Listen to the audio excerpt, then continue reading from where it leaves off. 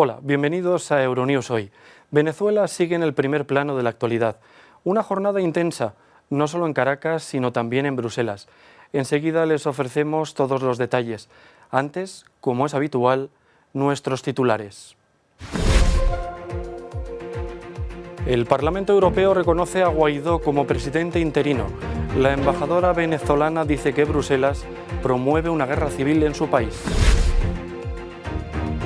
Italia entra en recesión técnica. Roma dice que es coyuntural, aunque crece la inquietud en la eurozona.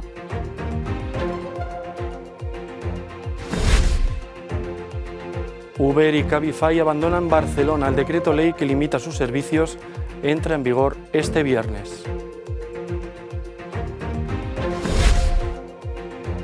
Crisis de desplazados internos en Somalia. Un equipo de Euronews ha visitado el campo de Kologi.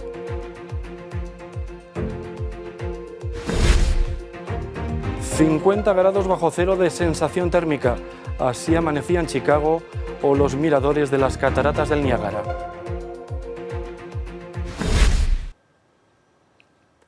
El reconocimiento internacional de Juan Guaidó como presidente interino de Venezuela ha recibido el espaldarazo del Parlamento Europeo.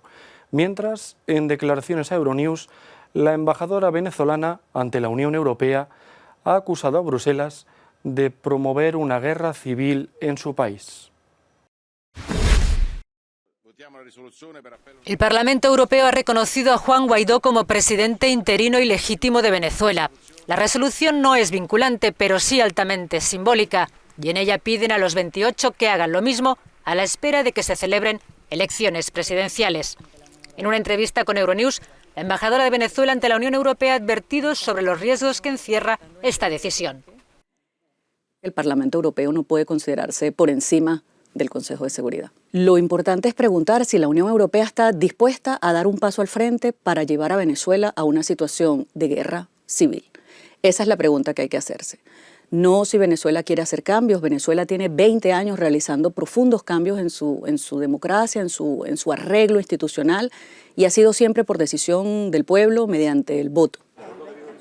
La oposición venezolana ha dado la bienvenida al resultado de la votación, pero el exalcalde de Caracas, que ha estado en la Eurocámara, advierte sobre los siguientes pasos, especialmente si se crea un grupo de contacto.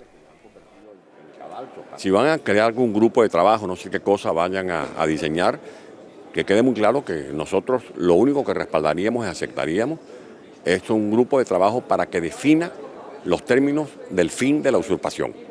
No falsos diálogos, no negociaciones para darle oxígeno a Maduro, que cualquier diligencia es para ponerle fin a la narcotiranía. La resolución ha sido aprobada con los votos de los populares y los socialistas, y en ella se propone la creación de un grupo de contacto capaz de mediar para que las elecciones sean libres, transparentes y creíbles. Juan Guaidó ha aprovechado la jornada para presentar su proyecto, el que denomina Plan País para Venezuela. De sus declaraciones destacamos este mensaje dirigido directamente al ejército venezolano. Y a las Fuerzas Armadas, tienen tiempo de ponerse del lado correcto de la historia. Tienen tiempo de respetar la Constitución. Empecé con la serenidad que me da hablar del futuro, porque lo hemos conquistado en este presente de lucha y en este presente de sacrificio de tantos. La Unión Europea ha decidido constituir un grupo de contacto para lograr que haya unas nuevas elecciones en Venezuela. El presidente del gobierno español, Pedro Sánchez, ha intentado convencer para que participe al presidente mexicano Andrés Manuel López Obrador. No obstante, México ha reiterado que mantiene su neutralidad. La buena sintonía entre Pedro Sánchez y Andrés Manuel López Obrador no logra que se pongan de acuerdo sobre Venezuela. El presidente de México ha rechazado la oferta del presidente del gobierno español de unirse al grupo de contacto internacional que se está creando, integrado por países europeos y latinoamericanos.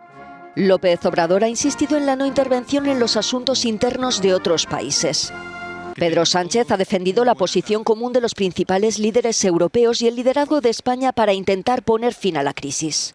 Lo que está haciendo el Gobierno de España en el marco de la Unión Europea es, en primer lugar, salvaguardar una posición común que nos parece fundamental de la Unión Europea.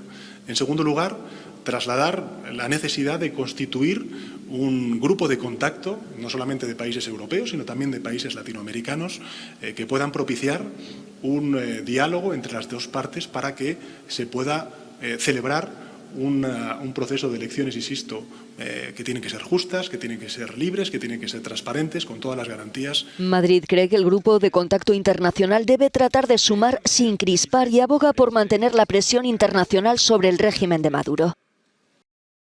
La economía italiana ha entrado en recesión técnica tras encadenar 2 trimestres consecutivos en negativo, un indicador que ha creado cierta inquietud en la eurozona. Por su parte, España firmó un crecimiento del 2,5% en 2018. La economía de Italia entra en recesión técnica. El PIB transalpino retrocedió un 0,2% en el cuarto trimestre de 2018, lo que se une a la tasa negativa del 0,1% del tercer trimestre del mismo año, lo que evidencia que el estancamiento se está prolongando en el tiempo. Las dos formaciones que dirigen el país, el antisistema Movimiento 5 Estrellas y la ultraderechista Liga, que acaban de aprobar sus presupuestos generales, han defendido en Milán la actuación de su administración y aseguran que los datos coyunturales negativos impiden aún ver los resultados. Calculan que en 2019 la economía del país crecerá un 1%, mientras que el Banco de Italia y el FMI son menos optimistas y creen que lo hará solo un 0,6%. El conflicto del taxi en España empieza a tener sus consecuencias. 2 de las plataformas de vehículos de alquiler con conductor, Uber y Cabify, dejan de operar en Barcelona desde este viernes. Uber y Cabify se van de Barcelona. Las compañías de vehículos de transporte con conductor han anunciado este jueves que en 24 horas dejarán de operar en la capital catalana. La decisión se ha tomado después de que el gobierno catalán haya aprobado la regulación que limitaría la forma en que operan en la ciudad, un decreto aprobado tras las numerosas quejas y paros de los taxistas. Uber ha destacado en su comunicado que la obligación de esperar 15 minutos desde que se pide el servicio no existe en ningún otro lugar de Europa y es totalmente incompatible con la inmediatez de los servicios bajo demanda. La decisión dejará sin trabajo a más de 1.000 personas. Etiopía tiene 3 millones de desplazados internos, muchos víctimas de la violencia étnica. Un equipo de Euronews ha visitado el campamento de Koloji, el mayor del país, en el que viven unas 80.000 personas. Necesitan agua, servicios básicos de higiene, cuidados sanitarios, comida y un techo en el que refugiarse. 3 millones de personas están viviendo en estas condiciones en Etiopía como resultado de un desplazamiento interno debido en gran parte a la violencia entre etnias. Koloji es el mayor campo para desplazados internos en la zona somalí. Acoge a 80.000 personas, la mayoría pertenecientes a la comunidad étnica somalí procedente de la región de Oromia. Estaba muy asustada. Vine hace 1 año y medio para estar a salvo con mis hijos. Perdí a mis animales y la casa. La OIM, una agencia de la ONU financiada por ayuda humanitaria de la Unión Europea, ha construido letrinas y duchas y está trabajando en inculcar la cultura de la higiene. He aprendido a lavarme las manos con jabón antes de cocinar, dice esta joven madre. Hábitos básicos que pueden salvar vidas y más prevención forman parte de los proyectos financiados por la Unión Europea con un presupuesto de 89 millones de euros para 2018 y 2019, tal como informó en diciembre el comisario de ayuda humanitaria Christos Stylianidis. Hemos viajado hasta la región de Oromia, donde hemos conocido a los oromos, desplazados de la cercana región somalí. Existen alrededor de 600 emplazamientos para los desplazados internos en Etiopía. Muchos de estos no son campos. Aquí en Deder, 8.000 personas viven mezcladas con la población local o en edificios de la administración pública que han sido preparados para esta emergencia. Esta sala antes era un despacho administrativo. Ahora es el hogar de más de 200 familias oromos. Llevan aquí más de 1 año. La población va creciendo. Aquí han nacido 150 niños. Mira cómo dormimos. En el suelo de cemento, no tenemos ropa. Las necesidades están aumentando, pero lo que recibimos es muy limitado. La OIM lleva el registro del número de personas desplazadas, así como sus movimientos y sus condiciones de vida. Estos datos son el primer paso para conocer las necesidades reales y distribuir la ayuda de manera más eficiente.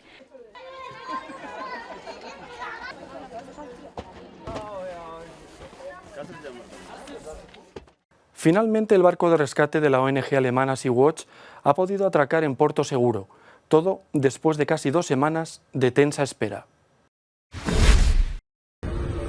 Después de 12 días en el mar, el Sea-Watch llegó este jueves con 47 migrantes a bordo al puerto de Catania, en la isla de Sicilia.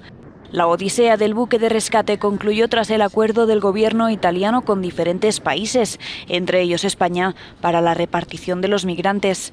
La nave Sea-Watch 3 con bandera holandesa rescató a 47 personas frente a las costas de Libia el pasado 19 de enero y durante todo este tiempo estuvo frente a las costas de Siracusa a la espera de que se le autorizara un puerto donde atracar. Los responsables del buque han informado que no tienen claro si este desembarco implicará también el bloqueo de la embarcación, habida cuenta del currículum del fiscal local. Carmelo Zúcaro, al que algunos llaman el sheriff del Mediterráneo, es conocido por su dura gestión de la inmigración y ya ha abierto investigaciones contra diferentes ONGs.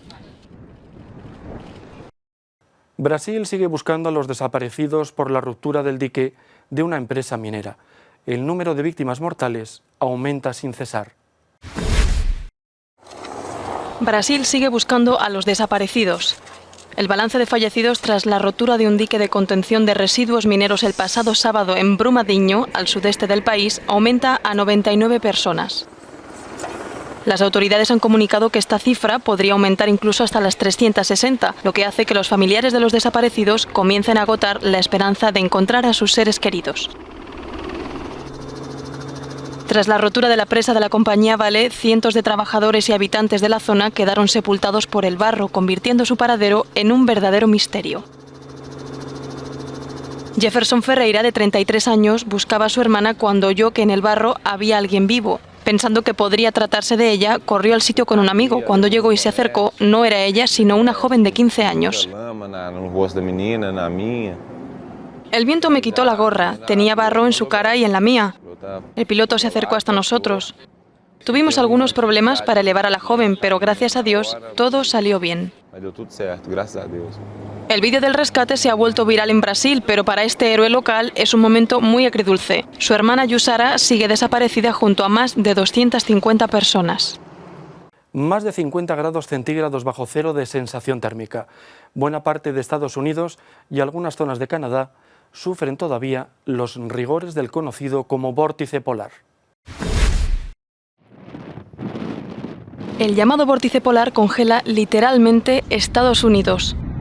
Por el momento, las autoridades han elevado a 12 las personas que han perdido la vida estos días por culpa del frío polar, la mayoría por accidentes de tráfico.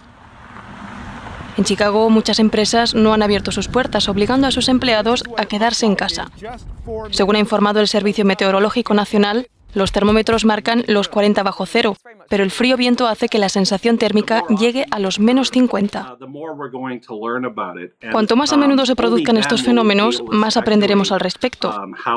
Solo así podremos analizar si está relacionado o no con el cambio climático. A pesar de ser partidario incondicional de la reducción global de emisiones y de tomar conciencia sobre el cambio climático, no puedo afirmar que esté relacionado con el calentamiento global. Este fenómeno meteorológico produce una circulación de vientos en torno a la región ártica que normalmente mantiene el frío contenido en esa zona, pero que en esta ocasión, debido a un debilitamiento, baja grandes masas de aire frío desde Canadá hasta Estados Unidos. Más acostumbrados a las penalidades del invierno están en Moscú, tanto los humanos como los animales. Vean. Mientras unos combaten los efectos de la nieve, otros la disfrutan. Los animales del zoo de Moscú parecen estar aprovechando las últimas nevadas caídas en la capital rusa. La mayoría de ellos no están acostumbrados a este escenario, mientras que otros están en la gloria. En el zoo hay más patos que nunca. Los que normalmente circulan libremente por la ciudad vienen a refugiarse del frío y a alimentarse. Estos días Moscú goza de una buena temperatura comparado con lo que vendrá. Se prevé que la semana que viene se alcancen los 18 grados bajo cero.